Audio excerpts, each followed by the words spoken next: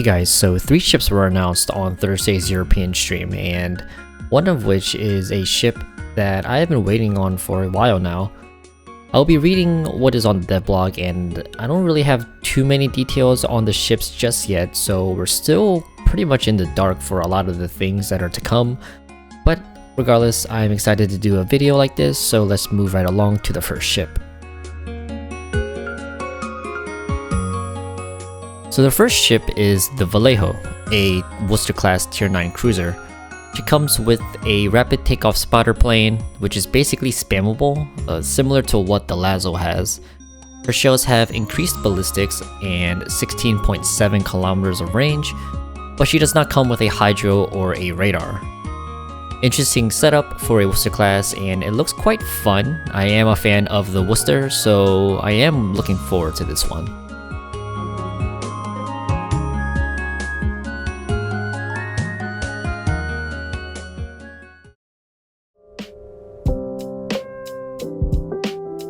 Next up is Velos, a Greek Tier 9 Fletcher.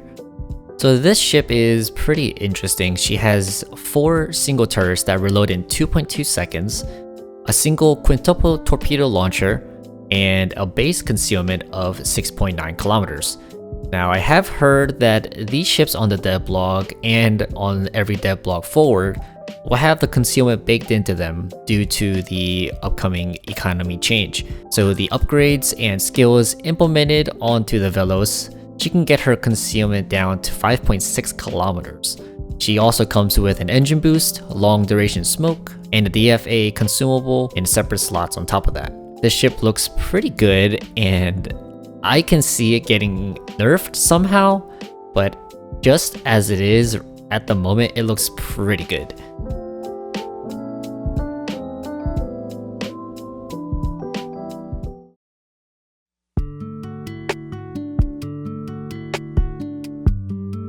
And lastly, the carrier that I am super excited for and have been waiting for a while now, Tier 10 Malta.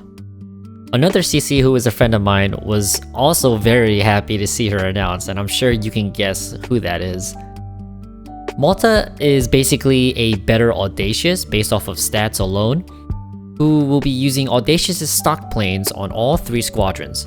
She comes with larger squadrons, larger overall alpha, and a much faster regeneration time.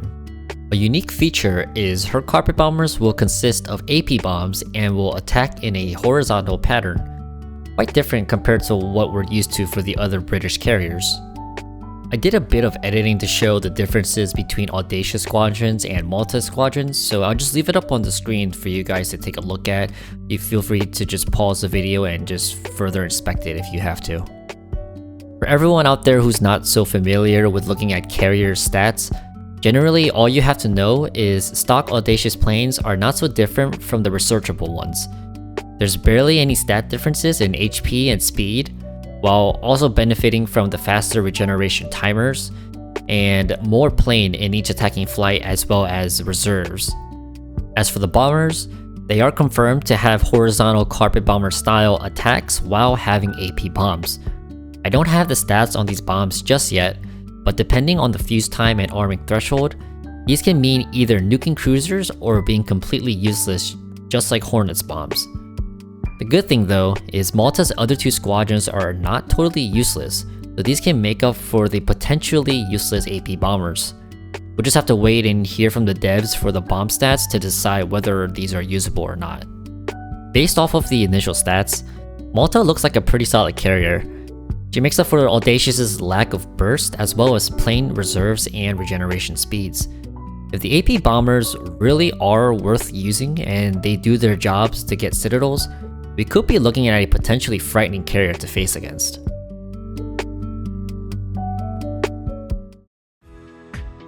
So, those were the new ships from the recent announcement. All 3 ships look pretty interesting, and we can only wonder what the balance team will do to them as time goes on.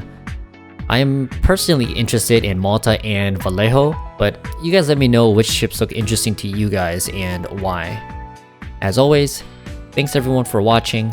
I am Remu Bakare, and I will see you guys in the next one.